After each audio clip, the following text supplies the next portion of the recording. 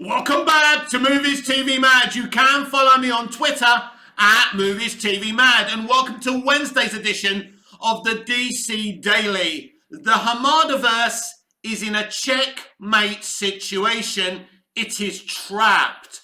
What does checkmate mean if you've never heard that term before? Well, there's a game called chess.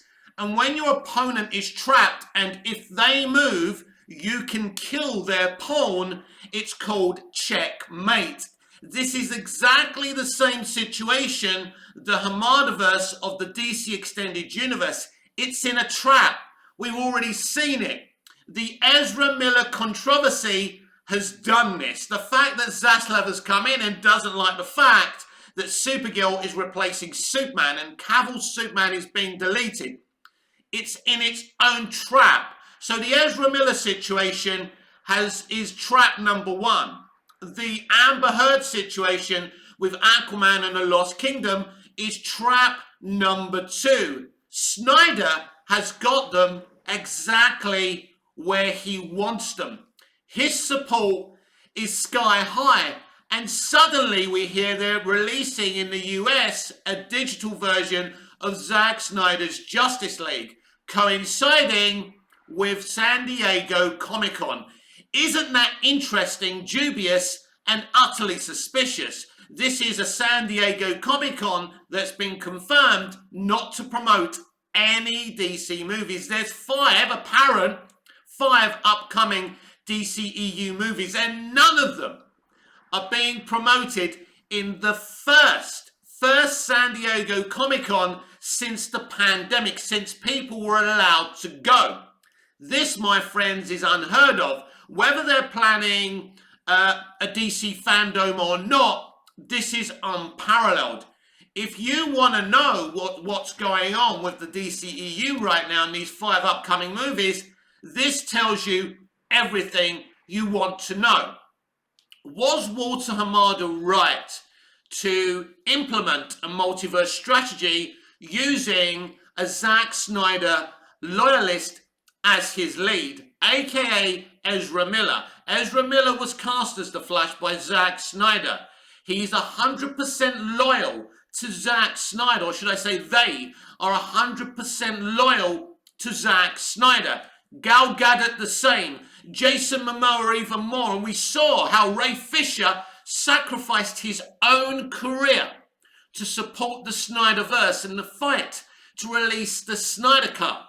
This is what happens when you work and know and befriend Zack Snyder. They love this guy. These people are willing to sacrifice their very careers to get him back at the DC Extended Universe. So is it really that far from the truth that maybe Ezra Miller has sacrificed their own career to get him back, to restore the Snyderverse? Let's look at the Ezra Miller controversy. We have two arrests in Hawaii, right?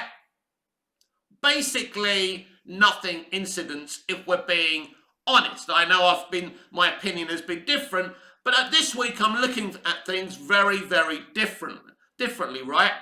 The accusations of grooming and all of that are unfounded and unproven.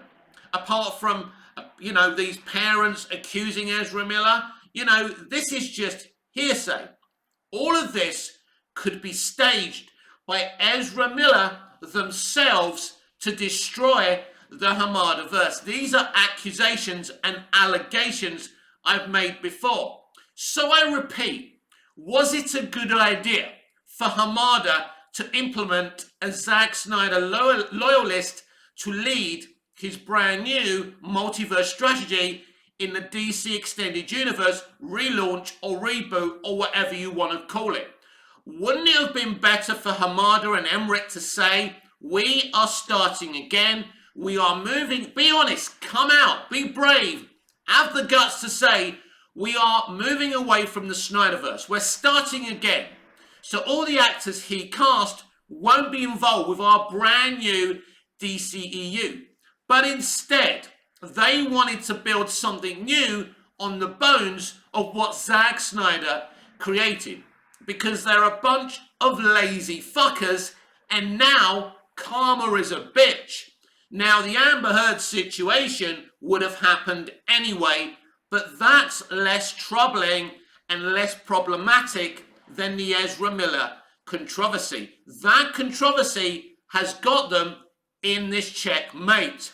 The Flash movie is in trouble because of this and other multiple reasons. Because if you can't release the Flash movie, as we've discussed on this channel before, you can't release Batgirl because Batgirl is connected to the Flash movie. So you've already got two problems within this DC extended universe. So in all intents and purposes, the Hamada-verse is dead.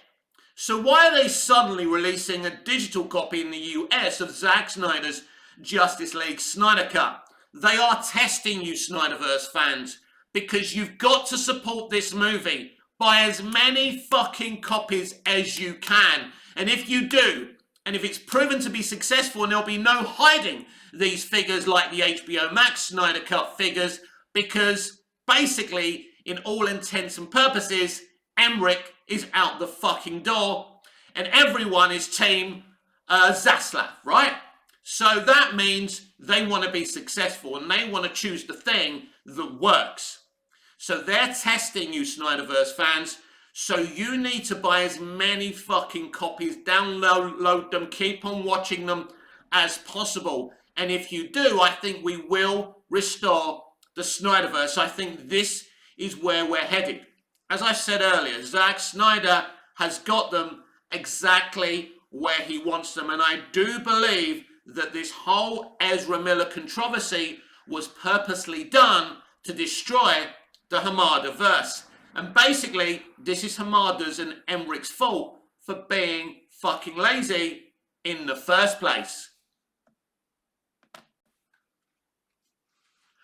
The Suicide Squad star Jay Courtney wants a Captain Boomerang show for HBO Max by Nathaniel Braille of Comic Book. Warner Brothers has been on a bit of a hot streak. Well, what? Since when? Since when? Hang on. Warner Brothers has been on a bit of a hot streak with their DC Comics properties as of late. Well, I suppose they've got a point here because, I mean, the Batman did 750 million. Peacemaker was successful as well. I suppose they're right with their DC Comics properties as of late, with their last two films being a critical success. The Batman did pretty fairly at the box office, passing over 700 million. And the Suicide Squad was a definite hit on HBO Max, even though the Suicide Squad was a bit of a soft reboot of the franchise. Also, the Suicide Squad was a flop cinematically, but we're not going to mention that, right? It still featured a ton of actors from the first film, like Rick Flag, killed off. Joel Kinnaman, Harley Quinn, Margot Robbie wasn't killed off because she was a woman, even though Gunn said this was a film where anyone could die. Liar. Amanda Waller, Viola Davis, and even Captain Boomerang, Jay Courtney. Captain Boomerang meets his demise during the film's opening sequence. Yes, every single character from David Ayer's movie killed off, apart from Viola Davis and Margot Robbie, of course. But the actor who plays the character would love to do a Captain Boomerang spin-off series on HBO Max. While speaking with comicbook.com for his new series, The Terminal List, Courtney revealed that not only would he like to do a spin-off focusing on the character, he already has some ideas. Look, I don't know, the sort of TV streaming realm right now is really exciting, and I think exploring something like that, you know, a longer format and giving it a little more space would be really cool. Courtney said, I kind of have some ideas around that, you know, which I think would work for a character like Captain Boomerang because he's so much fun. I think it'd be really cool to get into some backstory stuff and the nature of how he falls in the DC world, you know. I doubt wherever you know, particularly now, I doubt there's any plans for a standalone film. But yeah, man, I mean, that'd be cool. He's one of those roles that I would love to just kind of be able to do again and again. It's like so much fun and probably a little too easy for me in a way, but I think that there's a tremendous potential for enjoyment with something like that. And we could really push the kind of boundaries for what's possible. So listen, just waiting on the call from Warner Brothers. I mean, if they want me to throw that jacket on again, I'll be more than happy to oblige. The Suicide Squad star added. Warner Brothers and DC Comics followed the Suicide Squad with a spin-off series based on the film's Peacemaker character that was played by John Cena. After the series had a successful first season on HBO Max, director James Gunn moved on to filming Guardians of the Galaxy Volume 3, and he recently wrapped. Gunn previously revealed that he will more than likely focus on Peacemaker's second season, as well as other DC Comics projects. The director recently said as much in a recent interview with Variety, so you can expect Gunn's tenure with Warner Brothers and the DCEU to continue for the foreseeable future. But here's the thing, not even James Gunn is safe under the axe of David Zaslav. I can tell you that exclusively today. I think I pretty much have decided after that I'm done with Guardians. I'm going to be doing television for at least a year. My mind's made up on that. Gunn confirmed with Variety, not all the shows that we're dealing with are things that I'm going to be writing and directing. So some of them may take different amounts of my time.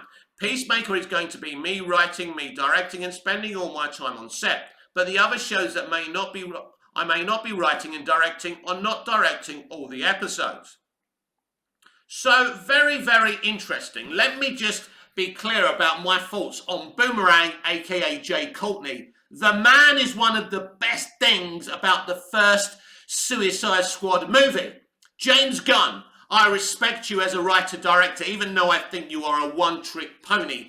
How dare you kill one of the best things off about the first movie because he wasn't your character? I understand he killed off some of his own characters within 5-10 minutes of the fucking movie. For me, that was dumb. It didn't work. It didn't give me that kind of culture, oh my god, nobody's safe, because I told you before I saw the movie, Margot Robbie wouldn't be fucking killed off, and we know why. I don't want Harley Quinn killed off, but once you start saying nobody's safe, then nobody should be fucking safe. It's a bit like the Duffer Brothers saying anyone could die in this, in this fourth season, and basically they kill Max, and now she's in a fucking coma, one of the most annoying fucking frustrating characters on the show, making me stop watching it from season 3 onwards. But I watched it with my niece because she was over here with my sister, so that's why I'm talking about Stranger Things anyway.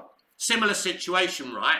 You either can kill people or you can't. Warner Brothers were never going to let him kill off Harley Quinn or Viola Davis's character. We know that. He said that he was allowed to kill anyone. You weren't allowed to kill Waller or Harley Quinn, and we all know that, James. So basically, you lied because of hype.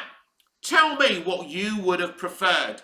A Peacemaker series or Captain Boomerang being front and center in the Peacemaker role in the Suicide Squad and getting that Peacemaker series himself. So instead of a Peacemaker series written and directed by James Gunn, we actually got a fucking Captain Boomerang streaming show. What would you prefer, Peacemaker or Jay Courtney's Captain Boomerang?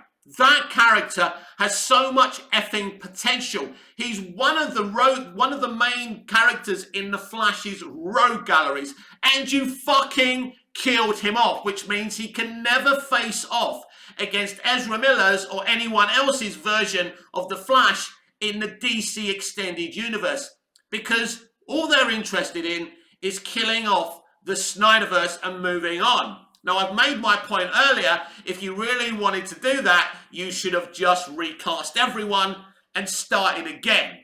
And now they're in a bigger mess because they didn't do that. So I love Jay Courtney. I love him as Captain Boomerang. I absolutely support him having his own HBO Max spin-off series. But right now, James Gunn is in charge of this Suicide Squad universe. So sorry, Jay, he ain't bringing you back, unfortunately, until David Zaslav brings someone in charge of this newly formed DC Studios they're developing now. It ain't happening. But let me know in the comments below.